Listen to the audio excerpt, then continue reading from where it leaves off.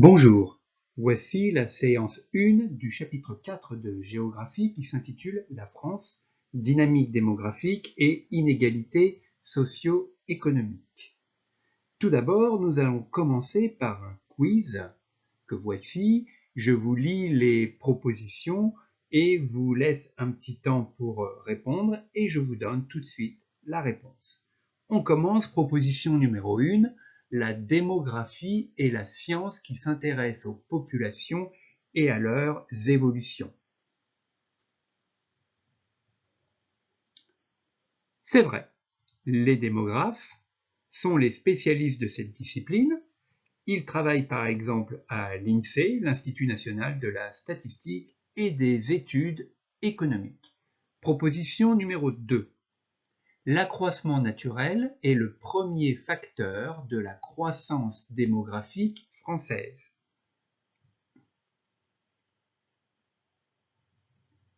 C'est vrai.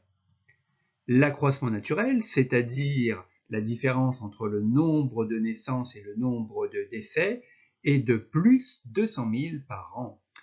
Tandis que le solde migratoire, c'est-à-dire la différence entre les arrivées et les départs au sein du territoire français, est positif, mais d'une ampleur inférieure, plus 66 000. Troisième proposition. La France, à la différence de ses voisins, ne connaît pas de vieillissement de sa population. C'est faux. La France, malgré sa relative bonne natalité, vieillit. Certains territoires ruraux, et nous le verrons dans ce chapitre, sont particulièrement touchés. Le phénomène est accentué par l'existence du baby-boom, on l'évoquera également ici dans ce chapitre, survenu après la Seconde Guerre mondiale. Proposition numéro 4, la région PACA, Provence-Alpes-Côte d'Azur, est la plus peuplée de France. Faux. Avec 5 millions d'habitants, certes c'est une région assez peuplée, mais loin derrière d'autres régions comme l'Île-de-France, 12 millions d'habitants, Auvergne-Rhône-Alpes, 8 millions, les Hauts-de-France, Nouvelle-Aquitaine, Occitanie et Grand Est, 5,5 millions. Proposition 5 pour finir, la Guyane est l'une des régions les moins densément peuplées de France. C'est vrai, avec 300 000 habitants sur l'équivalent d'un cinquième du territoire métropolitain, c'est une région de très faible densité, 2,5 habitants par kilomètre carré. Alors, commençons donc par l'introduction du chapitre. Tout d'abord, la présentation. Alors, on a vu tout à l'heure dans le quiz une proposition concernant la démographie. Je vous rappelle, et nous l'avons étudié également dans le chapitre 3 précédent, la démographie, c'est l'étude de la population. Alors, on vous a parlé de l'INSEE, les géographes, notamment, étudient la démographie. Ils travaillent à partir de statistiques sur la natalité, mortalité, espérance de vie, taux d'urbanisation, IDH, etc. Autre expression importante dans le titre du chapitre, les inégalités socio-économiques. Alors, de quoi parle-t-on? Eh bien, des conséquences sociales, c'est-à-dire qui touchent les personnes ici vivant en France, liées aux évolutions économiques. Alors, première idée concernant cette introduction. Les territoires de la métropole et de l'outre-mer se caractérisent par des dynamiques démographiques très diverses. L'évolution démographique de la France se manifeste notamment par le vieillissement de la population. Deuxième idée, sur le plan socio-économique, malgré la poursuite de l'accroissement de la richesse, les inégalités territoriales tendent à se creuser. Problématique du chapitre, quelles sont les dynamiques et les inégalités qui traversent la population française? Le plan est constitué de deux parties. Grand 1, une croissance démographique à plusieurs vitesses. Grand 2, les inégalités socio-économiques s'accroissent. Nous commençons donc par grand 1, une croissance démographique à plusieurs vitesses, et en petit 1, une croissance démographique ralentie, mais plus forte qu'ailleurs en Europe. Première idée, l'accroissement naturel est le moteur de la population. Alors, l'accroissement naturel, je rappelle sa définition, c'est la différence donc entre le taux de natalité et le taux de mortalité d'une population au cours d'une année. Il peut être positif ou négatif. Au 1er janvier 2019, la France comptait un peu plus de 60 millions d'habitants, soit un tiers de plus qu'il y a 50 ans.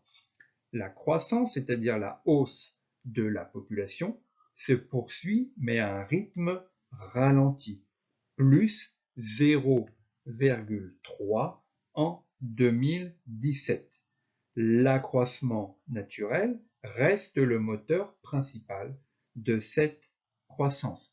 Alors, on le voit sur ce graphique qui représente l'évolution des naissances et des décès en France de 1957 à 2018. Donc, vous voyez donc l'évolution des naissances, donc la baisse des naissances malgré des irrégularités entre ces deux dates, hein, et puis vous avez également l'évolution des décès et la hausse du nombre de décès depuis 2010, ici. Voilà, je continue à peu près ici.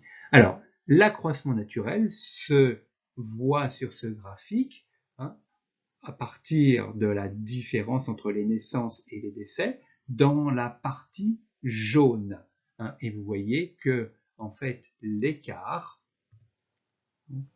est plus important dans les années 50-60, par exemple, qu'en 2018, la différence entre le nombre de naissances et le nombre de décès en France en 2018 est de plus 200 000. Donc l'accroissement naturel en France est positif. Simplement, il est moins important qu'autrefois. On peut donc dire que la France s'en sort mieux que beaucoup de pays européens dont l'accroissement naturel est négatif, comme en Allemagne, en Italie, les pays baltes, la Hongrie ou la Croatie.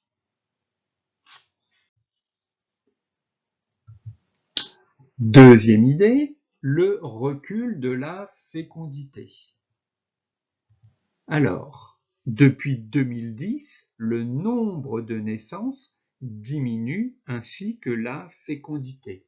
Qu'est-ce que la fécondité ou l'indice de fécondité? C'est le nombre moyen d'enfants par femme en âge de procréer, c'est-à-dire d'avoir des enfants.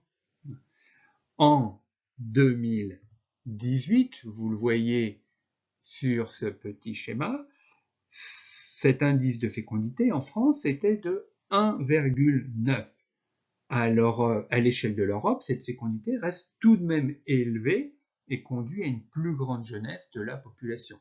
Plus élevée que le Portugal, par exemple, ici, voilà, 1,3, que la Pologne, 1,3 également, à égalité avec l'Irlande, et la moyenne européenne, de l'Union européenne, est de 1,6.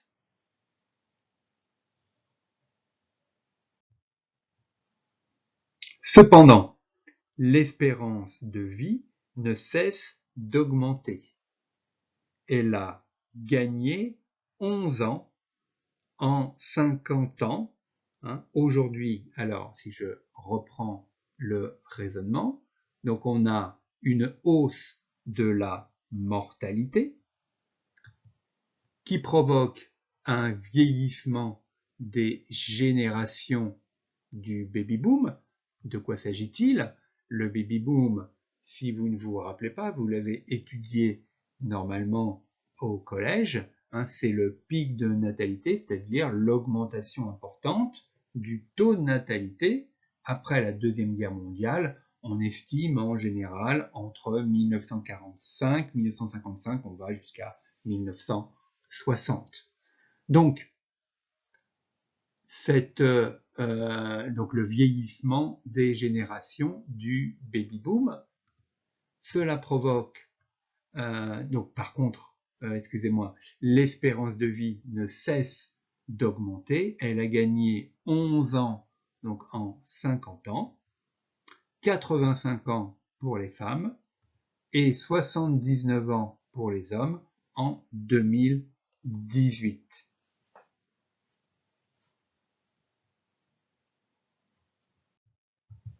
Petit 2, un vieillissement rapide et inégal. Première idée, la population française vieillit rapidement. Alors, dans ce tableau, vous voyez qu'en 2018, la part des Français âgés de 65 ans et plus était de 20%. Elle a beaucoup augmenté depuis 1990, où cette part était de 13,9%.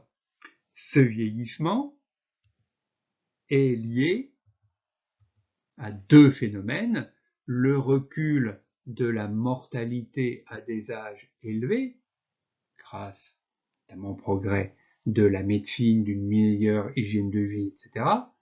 Et puis, à cause de la réduction des naissances. On a vu tout à l'heure que l'indice de fécondité a baissé, ainsi que le taux de natalité en France.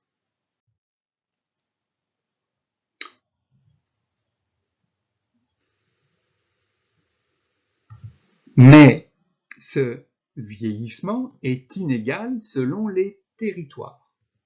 En effet, sur cette carte, on voit donc la carte de la part des 65 ans et plus en pourcentage de la population totale. En moyenne, la part donc des plus de 65 ans est de 20%. Plus on va vers le vert, plus la part donc de cette catégorie de population est importante. On constate que 25% des habitants de l'ancienne région Limousin, par exemple, donc du côté de Limoges, j'entoure ici, voilà, par exemple, voilà, vous voyez qu'il y a beaucoup de vert. Donc 25% des habitants de cette région ont 65 ans ou plus. À l'inverse, si on prend l'Île-de-France, donc la région parisienne, que j'entoure également ici, surtout en jaune, jaune pâle, 11% de l'Île-de-France est constitué de personnes âgées de 65 ans ou plus. Et si vous prenez l'île de Mayotte, vous voyez ici que on est presque en blanc partout. On a seulement 2,6% de population supérieure à 65 ans. Donc, de grandes inégalités. Deuxième idée, le rôle des migrations internes dans le vieillissement. Les espaces ruraux sont confrontés au vieillissement de leur population en lien avec l'exode des jeunes. En effet, le vieillissement de la population des littoraux de l'ouest et du sud est dû, autre phénomène, à l'afflux des retraités. À l'inverse, toujours on le voit sur cette carte, les centres des grandes villes où vivent beaucoup d'étudiants et de jeunes actifs et les espaces périurbains où s'installent les familles sont en moyenne plus jeunes.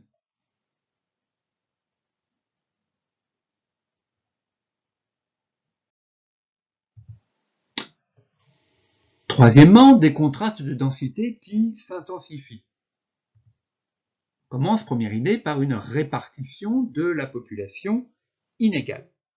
Le déclin démographique continue, en fait, si on regarde cette carte,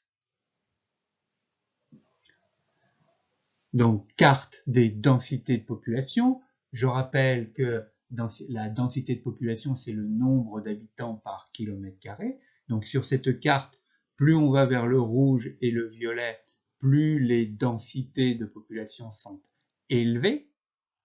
Donc on constate, vous le voyez bien, que le centre et toute cette partie-là, voilà, ici, tac, comme ça, délimité comme ça, hop, voilà, toute cette partie-là. Donc le centre et le nord-est, en allant jusqu'aux Pyrénées, ont des densités faibles. On parle, vous l'avez sans doute étudié, et j'espère que vous vous en rappelez, de la diagonale du vide. À l'inverse, le sud et l'ouest sont attractifs. Quant aux DROM, départements et régions d'outre-mer, leur situation varie. Vous voyez que, par exemple, la Réunion ici, donc a des densités élevées. Mayotte, c'est beaucoup plus faible, et la Guyane très très faible. Et à l'inverse, la Guadeloupe et la Martinique ont des densités à peu près moyennes, équivalentes à celles de la métropole.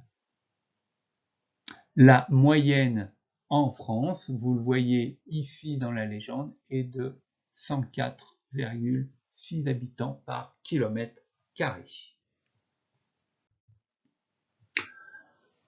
Ce schéma donc reprend les idées essentielles que nous venons de voir, à savoir donc que en jaune vous avez donc les fortes concentrations de population, donc sur les littoraux, littoral ouest et puis le sud vers la région PACA. Vous avez également les grandes vallées qui sont peuplées, Garonne, Loire, le Rhin, vallée du Rhône et puis de la Seine, et puis les grandes régions urbaines. À l'inverse, les faibles densités de population, représentées ici en hachures bleu ciel, correspondent à la diagonale du vide. Autre idée, la croissance de la population se polarise autour de quelques grandes aires urbaines. Alors, on le voit sur cette carte de l'évolution de la population de la France, c'est-à-dire comment a évolué la population entre 2010 et 2015. Donc, plus vous allez vers le vert foncé et plus la population augmente. À l'inverse, quand vous êtes dans le rose foncé, la population diminue entre ces deux dates, c'est-à-dire pendant ces 5 années. On s'aperçoit que les villes telles que Rennes, Nantes, Bordeaux, Toulouse, Montpellier et Lyon ont une croissance de population. Les villes moyennes, par contre, situées loin des grands pôles urbains, sont en repli, là où vous avez du rose ou rose foncé.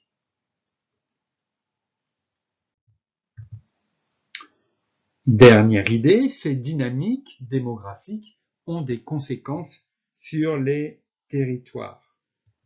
Alors, prenons première conséquence, l'étalement urbain, que vous avez déjà étudié au collège, quand vous avez abordé les aires urbaines en France. Cet étalement urbain a pour conséquence un allongement des durées des déplacements domicile-travail. Seconde conséquence, elles sont négatives sur le milieu naturel et la biodiversité, puisque l'urbanisation gagne sur la campagne et donc a des incidences sur l'environnement. Dans les espaces ruraux, à faible densité et au vieillissement avancé, les difficultés s'accumulent. Alors prenons un exemple, celui de la Creuse, donc qui se situe au nord-est de la Nouvelle-Aquitaine, donc dans la même région que Poitiers. La Creuse, vous avez quelques informations sur ce département. hein. C'est un département où les densités sont très faibles, 22 habitants par kilomètre carré.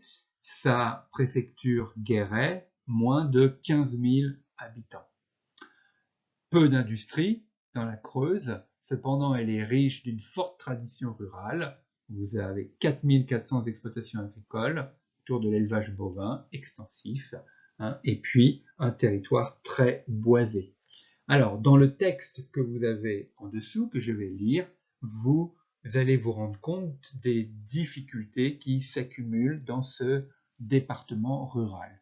Donc c'est un texte qui s'intitule Un territoire hyper rural et qui date de 2018.